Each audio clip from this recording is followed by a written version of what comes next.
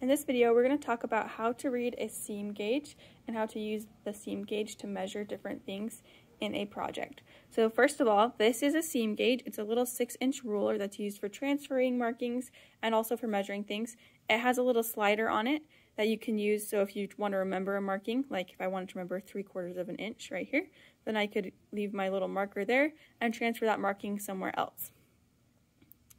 Or if I'm folding something over and I know I want it to 3/4 of an inch, I could do this right here, where I fold it to my little marking.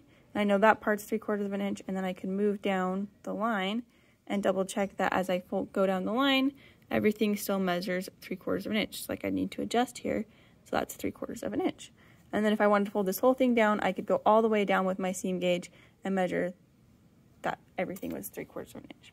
But let's talk about how to find the measurements on the seam gauge itself. So it's broken up into inches, and the inches are labeled, so 1 inch, 2 inch, and there's a divot with each one, 3 inches at the divot, 4 inches at the divot, 5 inches at this divot.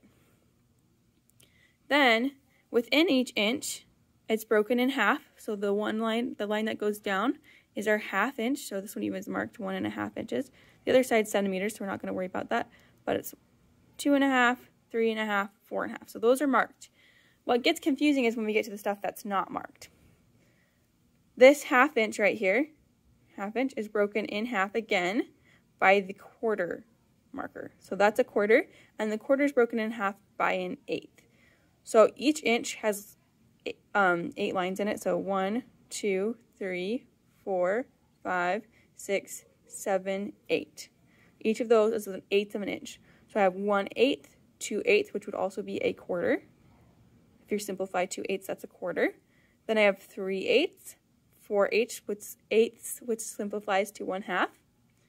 5/8, 6/8, which simplifies to 3/4.